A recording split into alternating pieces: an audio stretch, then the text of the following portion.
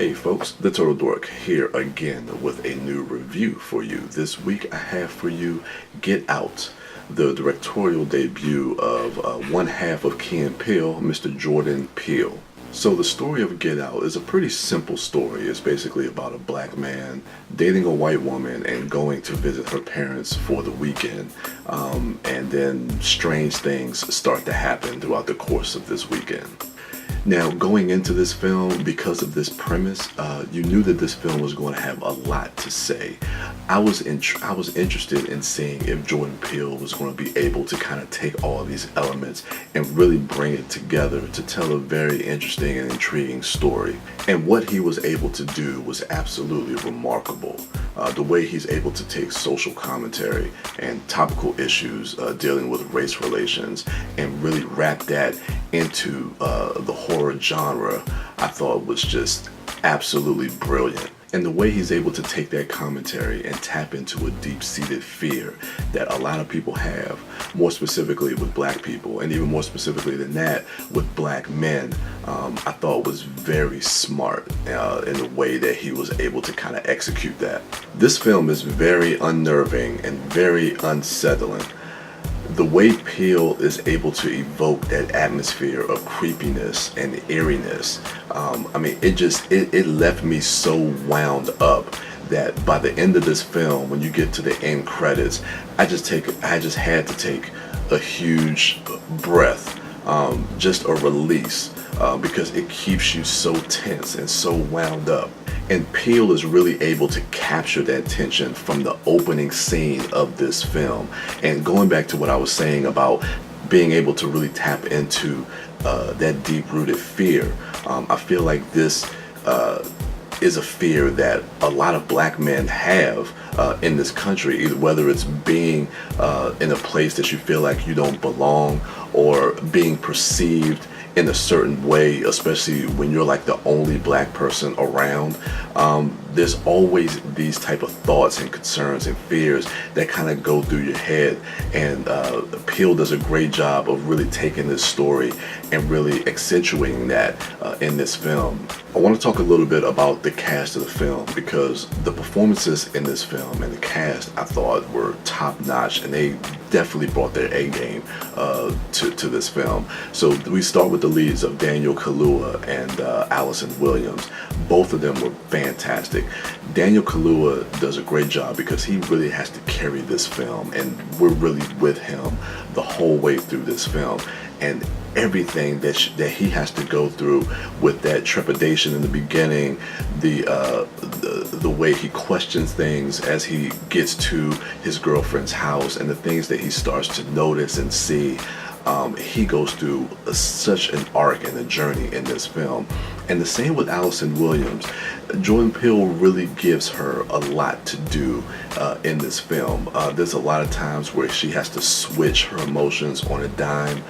There's a lot of times that she really has to be with Daniel Kaluuya's character of Chris on this journey as well. And you really do a good job in the first and second acts of this film of really buying into their love for each other and into this relationship. Then we have Catherine Keener and Bradley Whitford. I love these two actors, especially Bradley Whitford. He is tremendous in everything that I see him in, and they do a really, really good job of really evoking that creepiness that we see. Again, we're with Chris throughout this whole film, so as he's kind of experiencing all these weird and strange things that are happening, especially with the parents, we're experiencing that as well. So it really relies on Bradley Whitford and Catherine Keener really being able to sell that, not just to Chris, but to us as the audience, and they do an absolutely fantastic job of doing that. And the supporting cast in this film is great as well. We have his best friend, played by Lil Rel Howery, who he talks to on the phone periodically to kind of get information as this weekend goes along. And Lil Rel is almost, well, he is the audience. The way he reacts to certain situations and the information that he's given is basically a representation of us as the audience. When we're trying to tell him, like, get the fuck out of there, he's saying the stuff that we would be saying to the screen, and he provides some moments of levity in this movie that is really, really tense. So when we get a break to those conversations between him and Chris, it really is a breath of fresh air, because we need those moments to kind of break up that tension, and he does an absolutely fantastic job of doing that. And he has a more pivotal role in the film going towards as we lead into the third act. But yeah, he's absolutely great in this movie. So again, I just have to say, for Jordan Peele, this being a directorial debut for him, he literally knocked this one out of the park. We could really put this in a league of other great directorial debuts. We saw this last year with 10 Cloverfield Lane with Dan Trachtenberg. We've seen this with Neil Blomkamp with District 9. We can also go way back into the 90s with, I would even put this like with Tarantino and Reservoir Dogs, or John Singleton and Boys in the Hood, or Robert Rodriguez with El Mariachi. All of these directorial debuts. We have the Ben Affleck with Gone Baby Gone. You really see that Jordan Peele has really carved out a voice for himself as a filmmaker, and it's exciting to see this, and it's more exciting to see what he's going to do in the future after really establishing his name as a filmmaker with this film, Get Out. If I had any criticisms about the film, again, these are very minor, and it doesn't take away from my enjoyment of the film.